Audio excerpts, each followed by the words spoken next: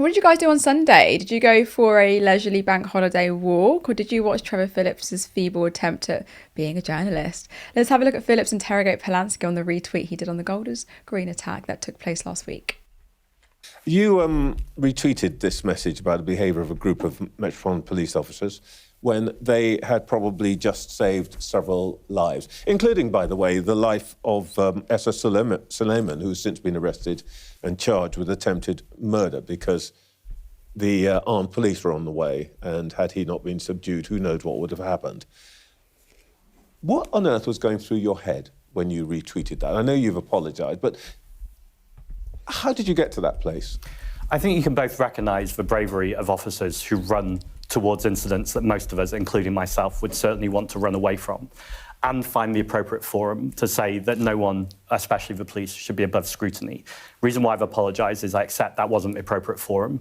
As a member of the London Assembly, a place I know you know well, the Police and Crime Committee would be an appropriate place, or indeed a meeting with the Commissioner, which I'm pleased I've reached out and he's now agreed to. I do also think, by the way, open letters aren't an appropriate way to do politics either in a local election. But I accept all of that, and I'll be having that conversation with the Commissioner. But you chose X to do I this. feel like and we're going to see just Trevor Phillips embarrass himself even more, but what prompted you to look at this message and to repost it? You can say you didn't endorse it and so on, but you made a choice to do this. And I'm just curious, what thought process led you to do that? Well, the first thing I did was recognise that this was a horrific crime, and I showed solidarity to the victims and their families. I then thanked the emergency responders for the brave work they did. I found it all very traumatic, especially as a Jewish person, and I also found the video that was circulating online traumatic too. I accept, though, that conversation about that video needs to be had with the Commissioner rather than on X.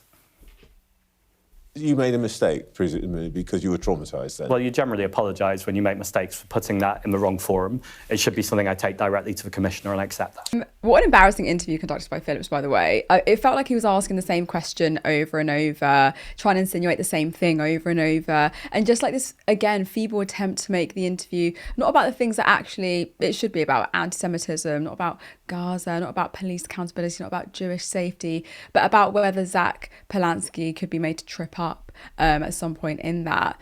And the reason Zack handled that so well is because he refused the frame that Trevor Phillips was trying to put out there. Like when Trevor's asking, what on earth was going on through your head when you retweeted that? Like, Zack does the thing that mainstream media fucking hates. Like, he answers the question like a fucking adult. He's like, well, I'm doing what I need to do and I apologise, because that's what you do when you know that you've done wrong. And it's almost like Trevor's like, yeah, but and then what? And then what? So he says it was not appropriate to retweet it in that moment, but he refuses to concede the bigger principle that the police are not above scrutiny, which is true. And that's really important, because the second that you begin to like cave in and say that this was a terrible anti-Semitic attack, therefore the police response can never be questioned, I think you've then stopped, doing what we should all be doing, that's being anti-racist, and start doing like the worship for the state, which we shouldn't ever be doing. But the police do not become infallible because the suspect is accused of something appalling. Obviously, what he did was appalling. And open letters from police commissioners attacking elected politicians in the middle of an election campaign is not very neutral, is it? They are doing too much. But Trevor wasn't interested in that, was he? What really irked me, like I said, is how many times he repeated the same thing over and over, just rephrasing it every time, kept asking the same thing over and over, because it's not about getting any sort of clarity. I think it's just trying to smear Zack as much as possible, making Zack grovel, but Zack wouldn't cave in. Anyways, let's watch another shameful exchange led by none other than Trevor. Which is what the government stands behind and which police operate today. That's wrong. Well, as I repeat, as a Jewish person, I march with many Jewish people on those marches. Now, there are already laws to deal with. But you're not all Jews. I'm just saying that currently the policy is... But why is my Jewish identity being erased from this conversation? No, I'm not erasing it. So many people on those marches. Don't try that one on me. My point is that currently the policy is that if somebody believes that an incident is a hate crime, whether they are a victim or not, it is recorded as such by the police. It is regarded as such by the courts. What you are saying is because you don't think it's a hate crime, it shouldn't be. If hate crimes are being committed on the marches, then those should be dealt with, and there's already laws for those. As I said, on those marches, I've not seen hate crimes, and I think it's an outrageous slur on many, many people who are marching for peace. The world is actually upside down. And others who think it is. What's wrong with that? Those are not hate marches. It's in their minds. Well, I think if they've not seen evidence of them being hate marches, then I think, yes, that is a perception issue. So yeah, what's become even clearer in all of this is just how deeply unserious this hate marches framing has become. Trevor Phillips effectively attempted to argue that the existence of an accusation constitutes evidence of the thing itself. And the logic was breathtakingly circular. Some people say these marches are hateful, therefore the marches must be hateful. But that's not how politics functions on inherited accusation. If it could, then every civil rights movement in history would have been illegitimate, because every movement against entrenched power has been called hateful by those invested in maintaining that power.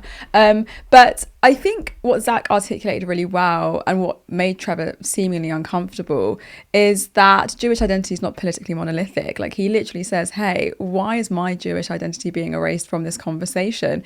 So powerful, so significant. And then Trevor saying responsible, don't try that on me, is revealing. It's really, really revealing, because it seems that there's this, I don't know, this hierarchy of whose Jewish identity is going to be prioritised and whose Jewish identity is going to be taken into consideration. Well, the one that supports the political status quo, that's the one that's centred and legitimised. But the one that's not going to be prioritised, like Zack's, disrupts the political status quo, all of a sudden becomes quite inconvenient and therefore quite dismissible. And people agree. You've got Saul Staniforth tweeting this.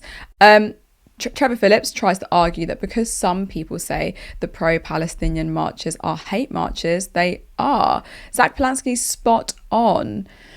There is nothing hateful about marching in support of the Palestinians and against Israel's brutal occupation and genocide.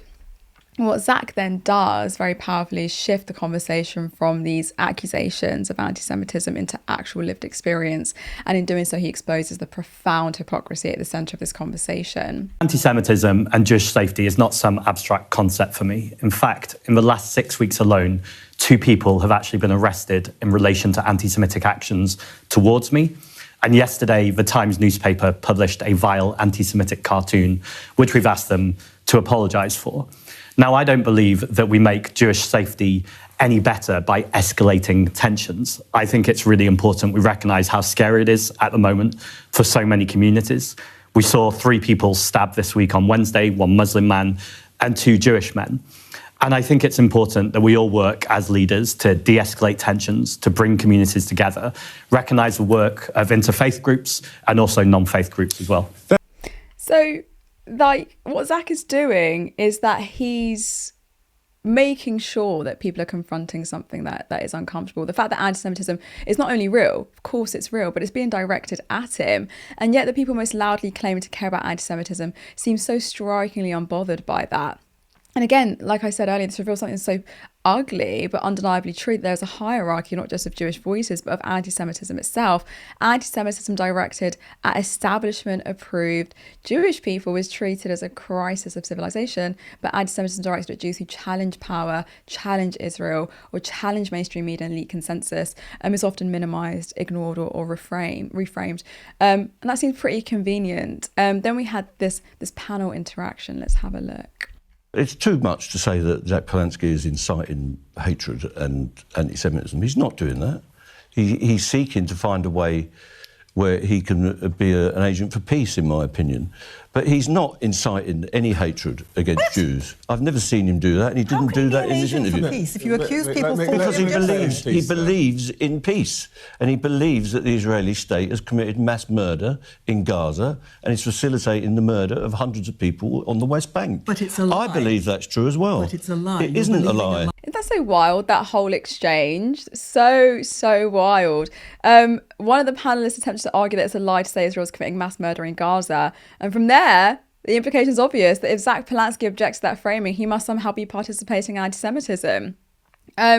Curtis, just on that, what does Trevor Phillips' treatment of Zack tell us about which Jewish voices are considered legitimate in British political discourse? I mean, that was so clear to see from Trevor Phillips. It was such a knee-jerk reaction from him, and quite shameful. You know, we have for years seen the political establishment and politicians basically say or basically weaponize Jewish identity when we call out a genocide, when we criticize Israel. We've had that for years. And then Zack says, by the way, I'm also Jewish, so don't sort of diminish my view. I'm a pro-Palestinian person. I call out Israel's genocide, but I obviously care about anti-Semitism. And Trevor Phillips to come back and say, no, don't try that, me. Are you fucking serious, Trevor? Are you serious? I mean, this is the rules that you played, so don't start crying about it when the roles are reversed. You've said for so long that Jewish identity is the most important thing and anything else doesn't matter, because I think we can probably concede that the majority of Jewish people in this country are Zionists. And sometimes the feelings of Jewish people is almost like put above our criticisms of Israel. Now, that's not Jewish people themselves telling us. That's what the media say. That's what people like Trevor Phillips say. They say you're being insensitive to Jewish people. Now, of course, there is no contradiction between supporting Palestinians and criticizing war crimes and Jewish identity. There's no contradiction, but the media have done that. And now we have Zack Polanski, a Jewish man who's very prominent now, a leader of a political party that has 225,000 members, has 20% in the polls. I mean, one was 21%. They're probably around 15%. A prominent figure, right? An anti-Zionist prominent figure, which we haven't seen for a long, long time because the voices, the Jewish voices in the media, have explicitly been Zionist. Sometimes they might bring on an anti-Zionist Jewish person, but it's the media seen through the lens of Zionism and Judaism or Jewishness as one and the same when it's not. So Zack's like, my experience matters. And then Trevor Phillips is like, no, you can't do that with me. That's fucking insane. And of course, he'll be walking away thinking, I did nothing wrong there. This is coming from the man, by the way, who was kicked out of the Labour Party for Islamophobia. This man probably deeply, I mean, it's speculation, I guess, but I think this man has a problem with Muslims, if I'm honest. And clearly he has a problem with Jewish people who stand in solidarity with Muslims. Because obviously that's not right to him. But yes, he was suspended from Labour for Islamophobia, I believe. I don't know what ended up happening in that case. And you just saw it on display on Sky News, how incredibly biased it was. This is also the same man who is good friends with Peter Mandelson. He went to his wedding. I don't know if he was best man or not. I mean, someone could probably tell me in the comments. He went to Peter Mandelson's wedding. And not only that, it was only recently where he come out and defended Mandelson. Because there were lots of corporate journos who were like gliding Peter Mandelson. And then over the last couple of months, all the big scandals have happened. A lot of them have retreated. They said, oh my God, Peter Mandelson was so bad. It's funny because Trevor Phillips called out those journalists, not in the way we would call them out. He said they stood with Peter Mandelson then. Why are they not standing with him now? I'm standing with Peter Mandelson. Fucking crazy. We'll talk about Laura Koonsberg in a second. But at the end of the day, this is what the corporate media does. They hyper-focus on a particular kind of Jewish person and not just ignore, but almost act in a very hostile way to a Jewish person who has a different point of view. And this is the same double standard we got with the Jeremy Corbyn years, and it's the same double standard today. You would have thought, by the way, that since the Jeremy Corbyn leadership and the fake anti-Semitism scandal we had, you would have thought since the 7th of October, in which Israel slaughtered hundreds of thousands of people, you would have thought when it was revealed that the IDF or the IOF was sniping babies in the head, where they were using dogs to rape Palestinians, where they were using knives to rape Palestinians, that maybe the media might sort of self-reflect and go, okay, maybe we should listen to other voices, especially Jewish voices, that are more critical of Israel. Oh no, they're acting in the exact same way as what we saw between 2015 and 2019. Of course, the media won't learn their lesson because they have no incentive to, because the political establishment, part of the political establishment, is Zionism. Why is the political establishment and Zionism one of the same? Because the political establishment believes in imperialism, and Zionism is imperialism. It's not a religious war between Muslims and Jews in which the right wing want to tell you that it is. No, it's geopolitics. It's about ethnic cleansing, weaponization, the Greater Israel Project, and of course, what's good for imperialism, what's good for Israeli imperialism and American imperialism is always good for Britain, because we love doing that. We're never going to break away from that. So the corporate media is never going to change its ways, because that's embedded into it. Yeah, I completely agree with you. It's just so insincere. It's so insincere, but it's also just so aligned with mainstream media that they're obviously going to delegitimize the wrong kind of Jewish person that doesn't fulfill like their agenda. It's like, no, Polanski, we're still going to put you in the category of breast whisperer, and we're still going to put you in the category of wrong type of Jew. Like, it's just tiring. I never really see an interrogation on Zack's policies or the things that he's proposing. It's more just we're going to try and attack your character, and then when you do try and remind us of your identity, we're going to try and delegitimize that for you. It's a bit of a piss take. And the thing is, though, what I want to say is I'm not in the realm of identity politics in which your personal identity automatically supersedes everything else. I despise that kind of politics. Like, I think it's important to say, oh, as a black person or as a Jewish person, I've experienced this thing, and maybe I have a bit more knowledge about this particular thing than you do. But what I do hate is when it's used to shut down debates. And that is what was done with Israel. The amount of times that we weren't allowed to criticize Israel because a prominent Zionist Jewish person said, well, that's very anti-Semitic. You can't do that. You're not Jewish. You can't do that. Jeremy Corbyn's not Jewish. How does he know? And I hate that, because you can be non-Jewish and objectively correct on Israel, and you can be Jewish and be objectively wrong.